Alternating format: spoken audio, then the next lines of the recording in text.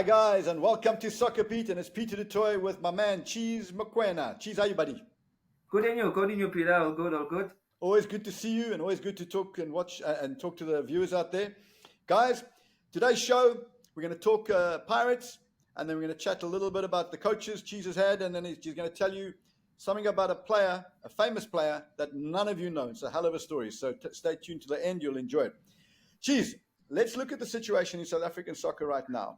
And I'm going to draw attention to Pirates in this analogy, but wherever you are in the world, if you're an EPL fan, as much as you admire Man City, and as long as you're not a Man City fan, you'd like somebody else to win the league. And in South Africa, the same kind of situation exists. We all admire Mamelodi Sundowns. They're a top team.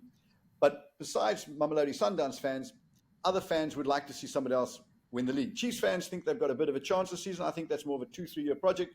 Pirates are the team that could possibly wrest the title from Mamelodi Sundowns. That's your team.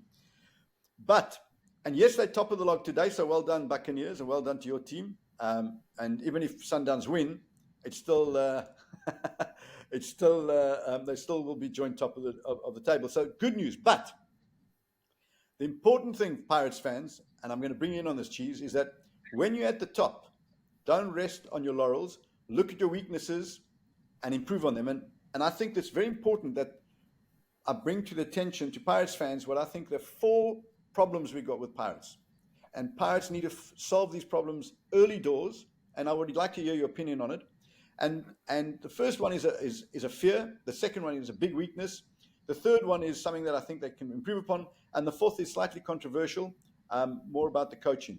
But I want to go through them one by one, Cheez, with you and the viewers out there. And I'd like the viewers out there to also send in your comments on this, what you think of it.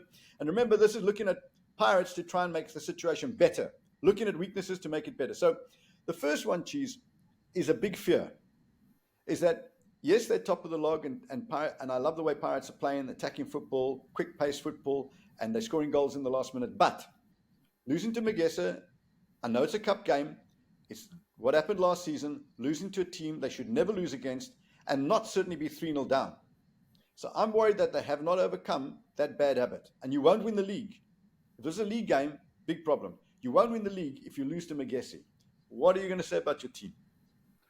Yeah, well, Peter, I think you got a point there because, meeting up with some of the fans, they were really, really disappointed in losing to a team like Magesi. No disrespect to the team, because obviously they worked hard. They worked on analysis against Pirates, and it worked out for them. But for Pirates as well, I think it's something they need to look into.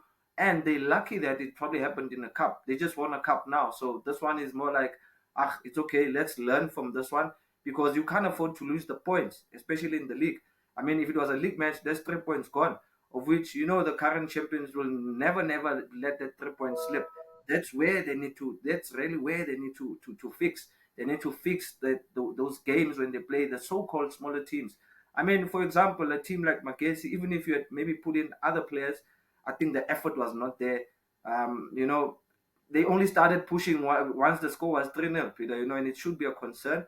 But like I said, lucky it was a cup game that everyone is, all Pirates family members are like, it's okay. We don't want this cup because it's a beer cup, what, hey, long stories, Our focus, we won the league. So glad they got the win today, which says a lot in terms of their approach to a league game than the last cup match they had. Cheez, I can't disagree with what you're saying. The only point I want to make to you as a Pirates man and to Pirates fans is that, yes, it's only a cup game and didn't affect the league, but, don't get untidy. Losing is a habit, winning is a habit. You've got to be in the league. Well, it would have been nice for them to win the cup as well. Then it could chase Sundowns and everything. But the point being, you get into bad habits when you lose to smaller teams, and that was a habit that we don't want that as a hangover from last season. So I think it's something that Pirates have got to look to. They've got to improve. When they play against smaller teams, the concentration's got to be there. My second point, though, Cheez, is a bigger problem, and it's a real problem. If you analyze the Magesi game, and again, I didn't see this in the SuperSport game, but it's the Magesi game that counts. All 3 goals of Magesi's came from midfielders not picking up and not running with the midfielder. All 3 of those goals came from midfielders outside the big box, running into the big box, especially the first 2 they ran in numbers. The third one was just one player. They were standing right next to Pirates midfielders, not being picked up and not making the run. Now that's a crime, Cheese. That's a crime, and that says bad attitude by players, laziness, not thinking, not caring, amateur. That can happen in amateur football and low level. Won't even happen in high level. And it's not the first time. Against Chipper, Jolly, who scored that crack over goal. I'm not sure. It may have been Tito. I can't remember. Was standing to Jolly's right a few meters. Didn't close him down. Didn't pick him up. Had time to control the ball. Bang. Great goal, but still, it could have been avoided. So that kind of defending is unacceptable. And the fact that it happened is unacceptable. And if it happens again on a regular basis, Pirates will not even come in the top 4. And it shows a lack of attitude. It shows a lack of concentration, a lack of awareness. But what also disappoints me, Cheese, is the centre-backs and the goalkeeper should be screaming, pick him up, close him down. So I'm worried, and I'd like to hear what you're saying about this as a player. I mean, I know you weren't a guy who's defensive-minded, but if you're standing outside the box, the man's got a different color jersey on. You know you've got to get between him and the big box, even if you just obstruct him. For sure, so Peter. Peter, like it's a huge concern because I mean, if you look at all those goals coming from Magesi, balls coming out wide from the side, people are not picking up in the box. I mean, it's the keeper's duty. He's facing the player that is about to cross the ball. Look in the box, quick second. Most keepers do that. Quick second. Hey, pick up. You don't have a man next to you. And it happened like once, twice, up until they got the penalty. So even the players on the field, even if the goalkeeper doesn't say anything, can't the guys read and say, hey, man, no, man, guys, these people are hurting us this side. No, Van Rooyen, don't go up a little bit, just stay a little bit. Oh, because they had Dlamini. Because I felt like the difference was that if the coach had a Dlamini playing as a holding, it was very, very going to be difficult for him to track back and mark. He's not a defensive player. Maybe that's what I'm saying. They underestimated Magesi, in those type of situations where they never really had somebody to cut out those balls that are going out wide for the counter. Also, a central midfielder dropping into the centre-backs because the centre-backs of Pirates were always drawn out. Sibisi would go out, Sasani would go out. That leaves them weak. It's right open. If you look at the clips, you'll see there's a huge gap between the right back and the other centre-back. That's where Magesi exploited them. But the players need to actually pick that up in the field of play. Correct. And Sundowns, other teams are well aware of that. I want to ask you a question, Cheese, on that. It's clearly a problem, and it's an unacceptable problem and has to be solved. Otherwise, Pirates will be in trouble. And I'd be ashamed if I was a Orlando Pirates midfielder and let somebody run past me into the box. But I want to ask you this question. What would have happened if Gerald Rafafela or Lucky Lekwati or Sangweni were playing centre-back and those midfielders didn't pick up? What would happen? In the dressing room at halftime.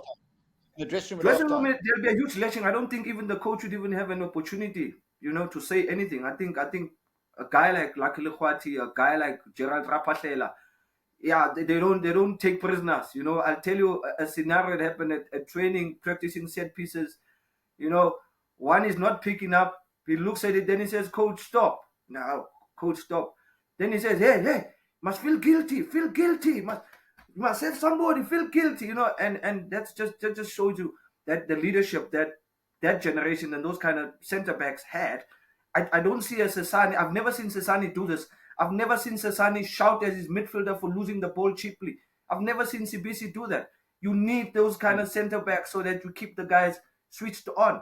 Guy, there's a man coming. You have a man. That's the communication that they need. Maybe they do not have enough of that because maybe they feel like, somebody's there, he's got it covered. But they need to communicate a little bit better. Otherwise, with teams analyzing them, they are really, really going to be punished with those kind of situations if they let it open like that. Because Pirates is an attacking team, so everyone is gone. But now, rest defense. Who's monitoring the rest defense in terms of guys when we lose it? Can we press it early? Okay, we can't press it early. Let us delay. But you find that sometimes they lose it and then players start committing. It's in the back of the net. They need to sort that out if ever they want to really go all the way. Correct. But in this occasion, it was even worse because I think the balls were wide from the left-hand side. So the midfielders were actually static and they just didn't run. They didn't chase the guy. So that's unacceptable. I can tell you now, I was very surprised that the coach didn't make wholesale changes to those players who didn't pick up at halftime. But that's a separate issue. My third point, Cheese, is a point that I think a lot of people would disagree with me. And I want to be clear here that it's not something that Pirates are doing badly. It's actually something that Pirates are doing well, but they've got the ability to do this even better with the players that they have.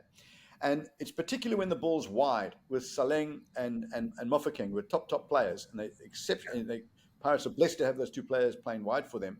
When they get the ball wide, whether it's to the byline or to running towards to the 18-yard box, the runs that have been made into the box, the timing can be much better, and they don't make enough false runs. And as a striker, you need to make as a striker. It's basic there, and I don't see it happening. The runs are very straight line. You need to make false runs where you're going left, you check out, and you come back right, or you're going center, you pull out, and you come back. Now, if you've got 2-3 players doing that, I can tell you now, the opposition defenders don't know where you are, and it'll be easier for the wingers to pick those players out because they know they're going in and they're coming back out, or they loop in their run. And I don't see much of that. It's almost too tight in there, and it's hurried, and it's almost hopeful. Now, again, that's a criticism on something that they're doing well, though. I'm saying taking it from a 7 out of 10 to a 10 out of 10 because they've got that ability. And I don't know, I mean, you've played up front, you've played as a wide man, and you've played at a 10. You don't want to see your player, would you agree with me? You don't want to see your striker making a run into a defender. You either want to see him going past, but he could go offside. So you'd rather see him go, check out, and go again. And if two players are doing it, you'll see, as a creative player, you'll see where that gap is, and you'll see which one to give it to. Right or wrong? Yeah, no, Peter, I agree with you on that. I think it boils down to the training session that the coach is giving them. I'm sure Coach Riveiro is showing them the movement and stuff, but sometimes players lose concentration. I think one player that does these lovely movements is Mofokeng, who just drives in between the fullback and the centre back and gets the ball behind, sometimes behind the fullback, which is good. You also have a Saleng breaking the line. But if you're talking with the top man, that is central. I looked at the Mahopa. As a striker, I was taught as a striker, you need to make your runs in between the centre backs. You need to come in front of the centre back. Then you need to spin around the centre back in order for yourself to create an opportunity. If it goes out wide, and Mofokeng is still dallying, doing his thing, you start the run again. You don't stop at that, like 100%. You're saying, they're static. You don't stop there. Make the move again. Let someone else come take the first ball. Then you go around. Come out. One of the midfielders come in. You spin out again, but keep looping your runs. It's you spot on. But geez, if you know that, why don't they know that? And why are they not doing it at a higher level? Maybe, and it's not a lack of understanding. They've been playing with each other for a while. But having said that, they are good going forward, and they do push a lot of men forward. So it's a criticism on something that actually they're doing quite well. Cheese, let's take a quick ad break, and then I want to come back to my last point, which involves the coach, and then our other questions. See you in a second, guys. You see, it was this game that turned boys into giants. Even today's aces inherited the name from those who came before. Usabutha lo mulilo, buzalwa abaziyo, bazokutshela, lisegazini forever. Welcome back, guys. Don't forget to like and subscribe and share and comment. Your views are very, very valuable to us, and your appreciation is greatly appreciated. So please, it's what gets us going. Actually, do you know what I thought, Cheese, while we're having that ad break? Maybe Killer, you should get Killer to come and give these guys some tips, because he knew how to make serious, Peter. Maybe get a Killer, but okay, maybe Killer is from the other team. We get a Tovi Lagazi there, all-time top goal scorer to make those movements. You had a Jerry's Kosana. That guy could actually keep the defender next to him and roll the defender, get a penalty, get a shot. Maybe in time, Pirates will suggest that, get some of the legends in there. The best of all of it was, who came in, no one could see me, was like a ghost himself, Leslie Slow Poison. Yes. He was the best of all. Fantastic movement. Top. Last one I want to make, my fourth concern about that could harm Pirates going forward with the league is, and Pirates fans out there, I know you love Jose Riveiro. I know, and he's done a fantastic job. My one concern is he strict enough with these players? Is he hard enough on these players? Because I can assure you, if you win a league, Pitso Mesamani never won a league by being the nice guy. You've got to know when to be nice. You've got to know when to be tough. And I just worry that this team that is giving away goals and losing to small teams, that I'm just worrying that, is he hard enough? Now, I don't know. Is he strong enough for the players? That would be my question. It's not a criticism; it's a question. You're closer to the camp. What do you hear? Yeah, well, Coach Riveiro is a very sweet guy out there. As people see him, he's a sweet guy, but definitely in the change room, back at training, he hammers the guys. He's got respect for his players in terms of making actions on the bench against the players. I think he just does that out of respect of the players. But all of them get hammered when they get into that change room, even in training. Look like today's game. Saleng was not even on the bench, not even in the team. Look, if you don't perform, sometimes the coach doesn't need to tell everyone. He'll just tell you, I'm gonna rest you for this game. It makes you think. What is it that you need to fix? What is it you need to do right? I don't think he's too soft. I think he's soft on the outside. I don't know, man. How can I call it? He's soft on the outside, but he's hard on the inside. Thank Well, I you, hope you're Peter. right. I hope you're right. I hope you're right, because every team that wins things needs somebody who's a leader who doesn't take any nonsense. Just on that question, Cheese, you had a lot of coaches. Who are the coaches in your team that were too soft, and who are the coaches who were hard? Look, at Pirates we had Coach Mitchell, who was there when he came for his first stint. At that time, he was a young coach as well, and coming up with there's big name players there, national team players. We don't know nothing about the coach, and one thing leads to another. This one misses training today, then the next one says, I'm also not going to training because so and so didn't come to training, and the coach lets that slide. Players coming in late, he lets that slide. So that's where now you start having players that don't even want to listen to the coach. Players that are even going to be saying, guys, this is how we're going to do things. We're going to change this thing. Coach doesn't know what he's doing. And then when they do it, then we get the result. It still boils down to the coach. Yeah, but coach, we told you. Now you have this long engagement with the players where the players feel they've won you the game. Your tactics didn't work, but we changed it and won the game. Totally different with Coach Peter, Mamelodi Sundowns. Mamela, Peter. I have so much respect for Coach Peter. You know why? The man is so dedicated and passionate about on and off the field. He's not a coach that's there we just did training. I don't know if Coach Riveiro does it, but maybe it's a tip. Call your players at 10 o'clock. Are you watching the Champions League? So that the players can improve, analyze your games. So Coach Peter was so strict. You couldn't even be a minute late. You have to arrive for breakfast. All of us must be there for breakfast at a certain time. So he knew that the small details are the ones that are going to make him lose the respect from the players. And he done that so well, Peter, that eventually won the title because even the players that were not playing were really disciplined to stay fit and know that this is a marathon. Right now, Pirates, you might find that the 6 key players and that's out. And then what's going to happen with the players if you are still sulking there and you toying with your coach? What are you going to give us on the field of play? Nothing, Please tell the guys out there that quickly tell the story about when he found you in the Champions League and what he asked you the next day. Sure. I think he's done it with most of us at Sundowns. He used to give us a call, randomly.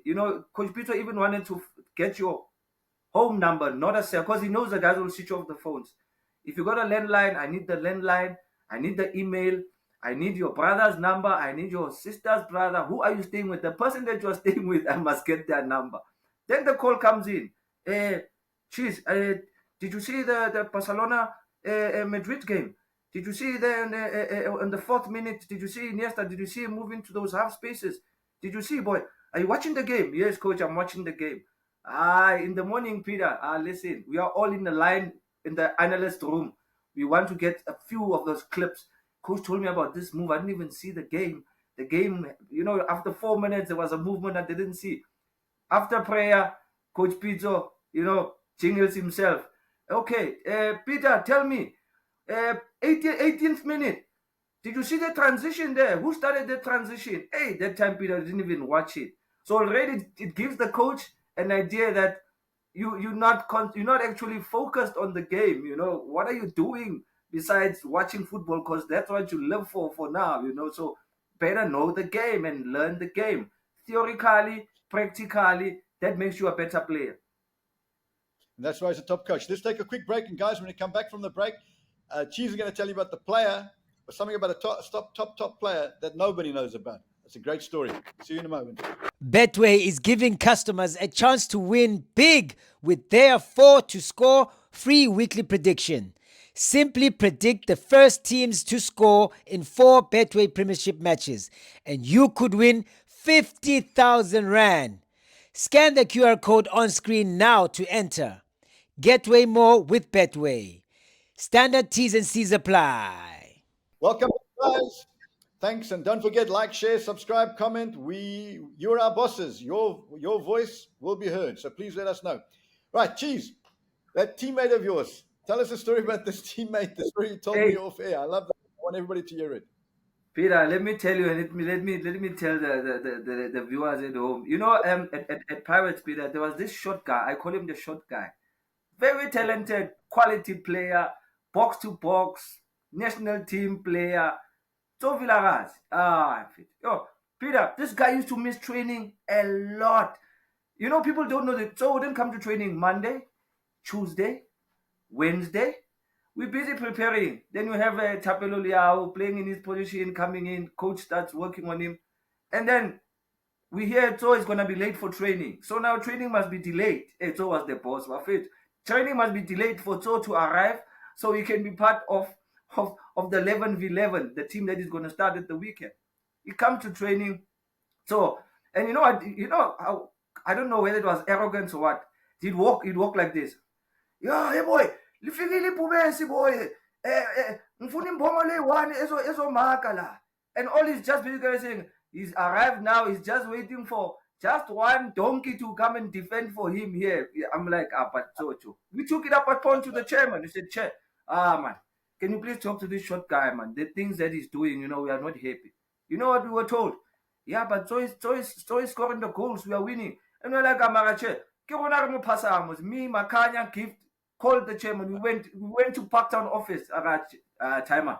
No. This short guy is killing us. When he's about to pass us the ball, you know what he does? He puts it wide so that I can dribble somebody and bring it back for him. That's why he's the top goal scorer. But listen, can you imagine what a player so could have been if he trained Monday, Tuesday, Wednesday, Thursday as well? Because he was an unbelievable player. Peter, seriously, I fully agree with you, and so would come and say, I have a niggling injury. No, I don't need to train. Me, I just want to hit the net, and those small things, I'm sure even with him, when he looks back, I'm sure he feels that, if he could have put himself a little bit more, I would have, that's world class. It would have been world class. With that height of his, and you never saw him out of breath. He never looked like he was unfit. I mean, he would go back, box to box even. He was phenomenal. Maybe he knew his body and he rested. I don't know. But I first of all, we love you, so you're a nice guy, wonderful guy, super player. But I think he could have been a great. I don't know how he survived when he was overseas with those tactics. But anyway, Cheese, I love the show. Thank you very much. You're always a bundle of fun for me. I love chatting to you. And we must do you and I again and again, and especially talking about Pirates. It was a lot of fun. Pirates fans out there, good luck with your team. I hope those 4 they overcome, especially the tracking back of the midfielders. Cheese, if they don't do it, go and get Lucky Lekwati, go and get Gerald, and go and get Sangweni and sort them out. See you guys soon. See you soon, Mapagania. Enjoy. We're on top. Enjoy, guys. Enjoy. The ship is moving. Check it out as well with your usual saying. Thank you, Mafetu. It's your boy, Cheezy. Kamina Kawena. I'm out. Thank you, Peter. I love it. Love you guys. Chat again.